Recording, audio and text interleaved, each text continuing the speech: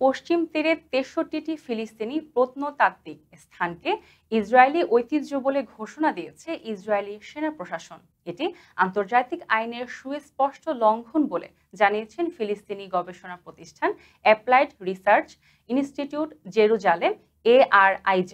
বার্তা সংস্থা আনাদোলু ২১শে আগস্ট এক প্রতিবেদনে এ খবর জানিয়েছে। প্রতিবেদনে বলা হয়, ইসরায়েল সেনাবাহিনীর ব্রিগেডিয়ার জেনারেল মতি আলমুদ স্বাক্ষরিত সামরিক আদেশ অনুযায়ী নাবলুজ গভর্নরেটের ৫৯টি, রামাল্লার ৩টি এবং সালফিতের একটি স্থানকে ইসরায়েলের প্রত্নতাত্ত্বিক স্থান হিসেবে শ্রেণীবদ্ধ করা হয়েছে। ARIJ বলছে, এটি ফিলিস্তিনি ঐতিহ্য দখলের একটি সুসংগঠিত কার্যকলাপ। এর মাধ্যমে ফিলিস্তিনের ঐতিহাসিক ও সাংস্কৃতিক পরিচয় বিকৃত করে ইসরায়েলি বয়ানকে প্রতিষ্ঠার চেষ্টা চলছে।